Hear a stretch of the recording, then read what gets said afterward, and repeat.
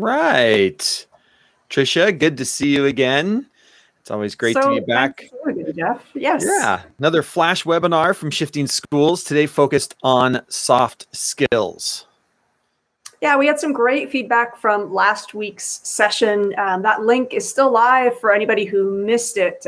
Folks seem to appreciate just, what can we look at and explore within 15 minutes. So this week's theme is going to be looking at soft skills.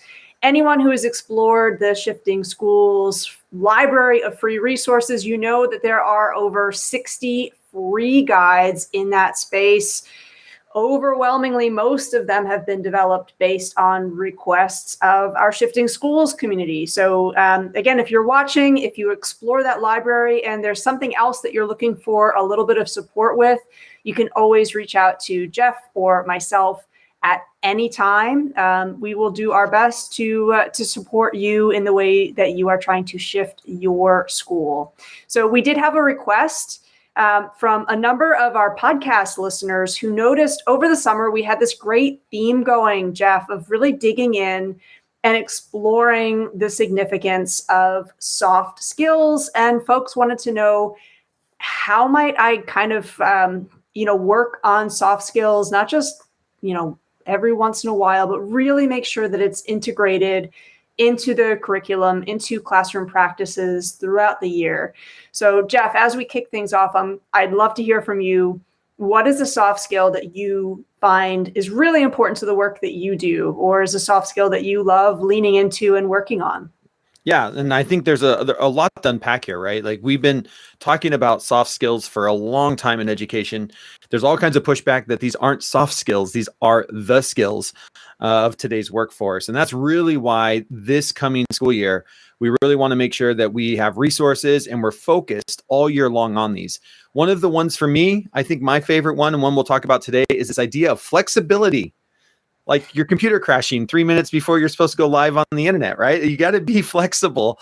And in the work that we do in supporting educators, not knowing what question's going to come or what the next resource might be that we need to create, that ability to be flexible in the moment in an ever-changing world, I think is critical, is a critical skill to work with of students of all ages.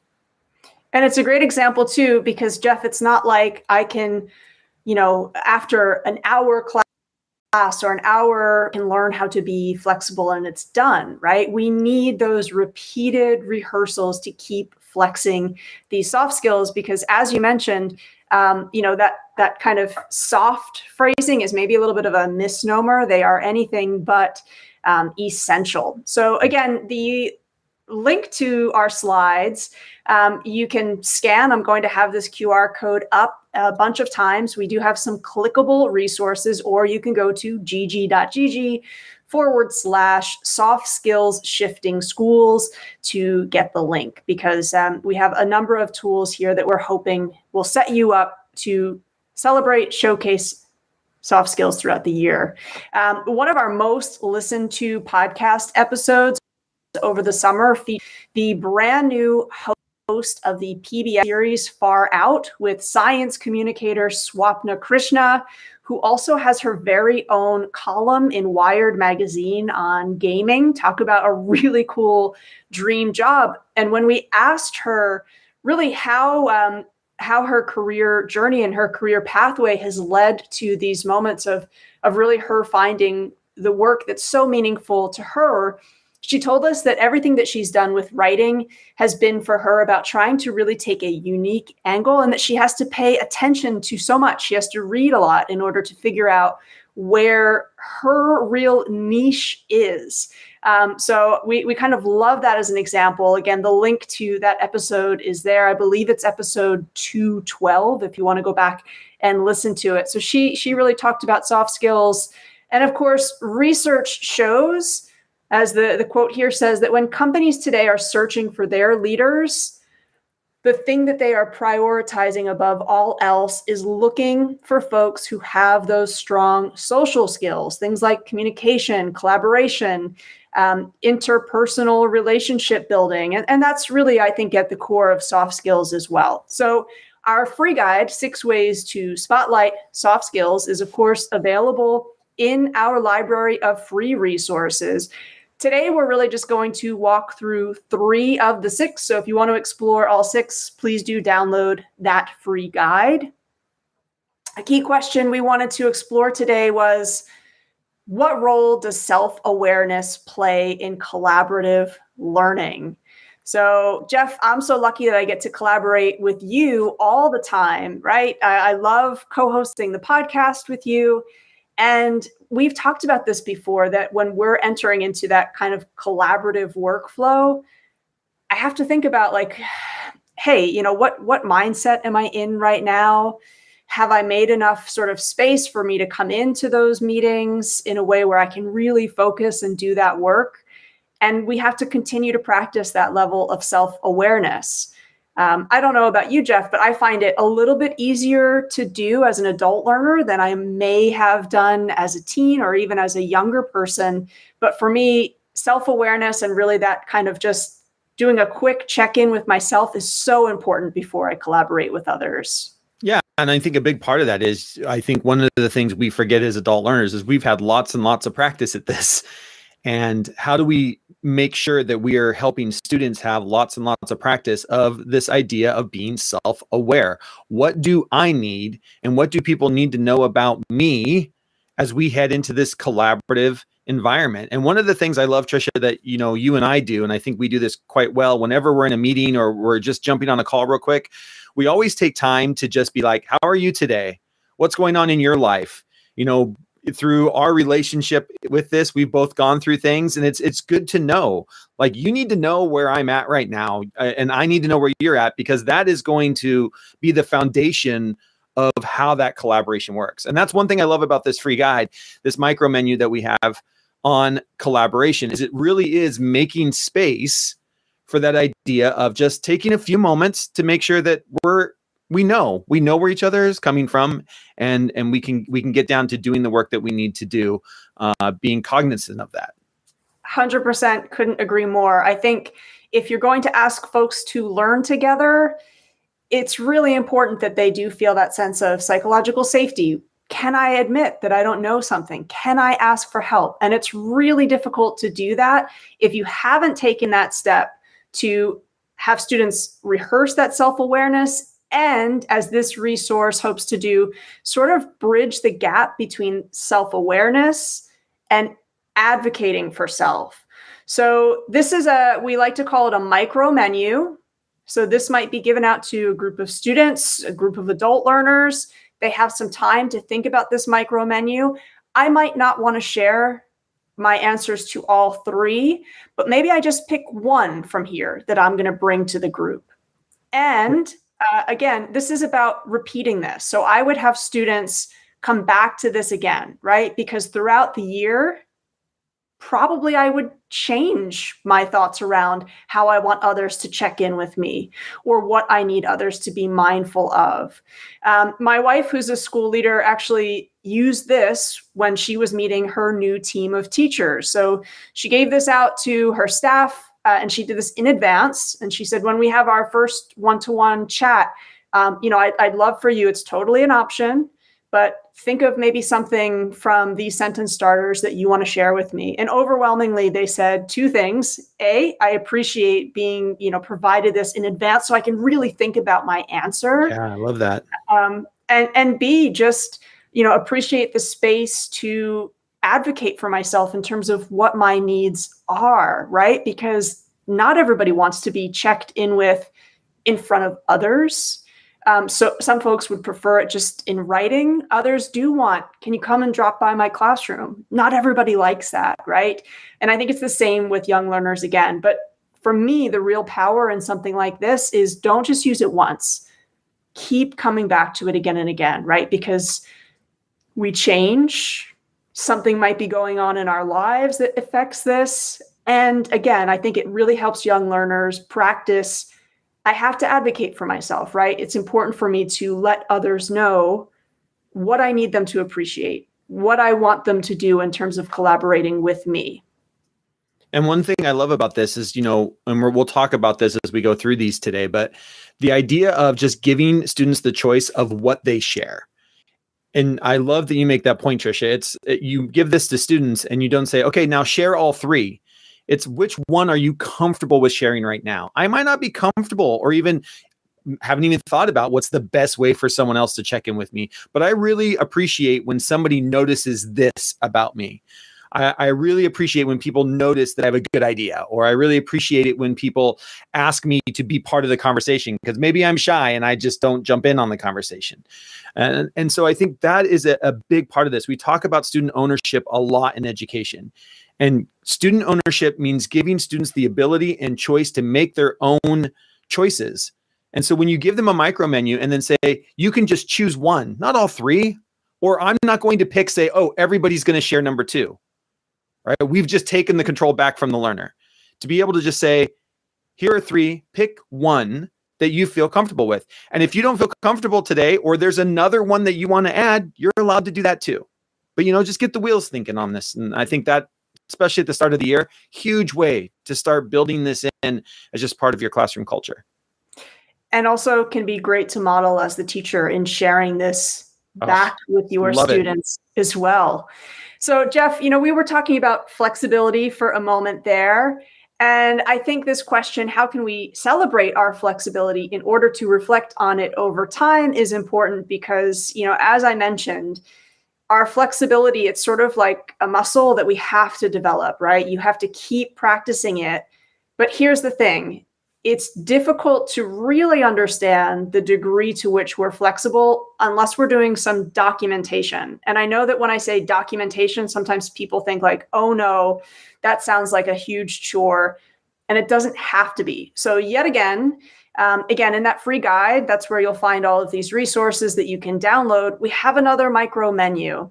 And it might be that with my class or with my PLC, maybe just once every 2 weeks, we're coming back to this micro menu, and all it is a sentence or two. So check in, this week, what's some advice from somebody else that you tried out? This week, how did you adjust your pace or your timeline? This week, what was it that you did that I'm still aligned with my values, but I was willing to try something different, change a plan, do something that I don't ordinarily do. And again, when we're documenting this, if I've done this over the course of even just 3 months and I can go back, I'm getting such a deeper definition for how I'm growing as a flexible thinker. So when we're talking to students about doing that documentation work, again, it doesn't have to be write an essay about your flexibility. The power of offering a micro menu, as you already said, offer some choice. Just 1 or 2 sentences, check in with this. Use it over time. And then what I would do is I would have that conference with a student and say, let's look at your flexibility journal from this term. Let's talk about some of the themes that you're noticing. Let's talk about some of the milestones of growth that were there. And what I love about this, is we know that students really need routines and consistency. That is what children really need to thrive in our classrooms, in life. The idea of routines and structures is a big part of that. We know that. That's human development 101 as educators, right? But within that, things don't always go your way. PE gets canceled, or it's an indoor rainy day for elementary kids. I love that second question there. If I'm a middle school or high school teacher, to start asking that, if you're a middle school teacher and you have 6th graders coming in and they're adjusting to a new timeline, how do you adjust my timeline with, all of a sudden I have sports after school and I've got clubs I have to be a part of. And, I've got other things in my life that I'm trying to do, to constantly come back and be like, okay, how am I adjusting? How am I becoming flexible? Because as much as we all love structure and routines, life doesn't work perfectly every single day. And so being cognizant about that, right? And what am I doing? Or what have I asked? This week I tried the advice from somebody and it worked for me, or it didn't work for me. Like, oh my gosh, that didn't work for me. Or, oh my gosh, that really saved me 15 minutes, And it's again, so important to really take time to think about and have kids reflect on this idea of, where am I being flexible? Or when all of a sudden things don't go my way, do I blow my top? And And my hope is, and our hope is, and I know, Tricia, we write these this way, is we kind of aim for kind of an upper elementary, middle school, high school. But if you're a primary teacher, you can take this same idea and, break down the wordings, maybe change out the icons, but still have that same conversation of where were you flexible today? Where were you flexible on the playground? Where were you flexible at lunch? In dealing with others. And I think it's such a great quote unquote soft skill that we just have to constantly come back to and help students just think about. 100%. And for me, the real power in doing this as a documentation tool would be for me to coordinate with the other teachers, do some co-planning, decide which teacher might actually look at this micro menu through their subject 1 month. So that, again, students are not just thinking about it in one class, they're thinking about how flexibility is meaningful holistically. So the last soft skill that we wanted to highlight is asking this question: what does it mean to elevate and rehearse curiosity? Because sometimes I think that when we talk to young learners about the value of curiosity, it's really difficult to actually understand that concept unless you are engaging with it. So this would be another micro menu that I would bring into either peer or group dialogue, where, again, this would become a routine that we keep checking in with this micro menu. And maybe it's students are working on a project, they're at a stage in their planning. Let's check in with our how can we menu. And all three of these questions are really meant to boost and amplify curiosity. I might have a space, it might be a physical space or a digital space, where students are then documenting how did stopping, pausing, and asking how can we find out who else in our community is interested in. I'd ask them to celebrate how did that question make a little space for more learning, for deeper learning. So again, though, the real power, I think, in any of these is we use it repeatedly. We use it several different times so I can keep practicing it. Because that third sentence starter, how can we put a spotlight on what we don't yet know or understand about ... I think it's difficult at the start of the year when students might just be getting to know you as the teacher or one another to admit some of that, what I don't know yet. But as that trust comes in, we get richer and more meaningful conversations about that. So that's why, again, that word rehearse is so important to me. Yeah. And I mean, we just, we want kids to be curious and, again, come back to these all year long. And it's that's part of that routine. One of the things I think we get caught of as educators is we get bored seeing the same stuff all the time, and kids do get bored as well. But there is also something in, oh, I've seen these questions before. Oh, I've seen these questions before. And it allows us to go deeper in our thinking when we're posed with the same questions. And our goal with this resource, which is why, we're giving you the actual link to the slide deck here, is we want you to download this slide deck and use these resources. These are, we call them ready to roll resources. You get these images that you can put up on the board, put up on the screen, put into your own slide deck, however you want to get them in front of students. Maybe try just one. Which one would help you maybe in the first week of school, and see how it lands. Give us some feedback. How did this land? What did you do? How did you set it up and do that structure?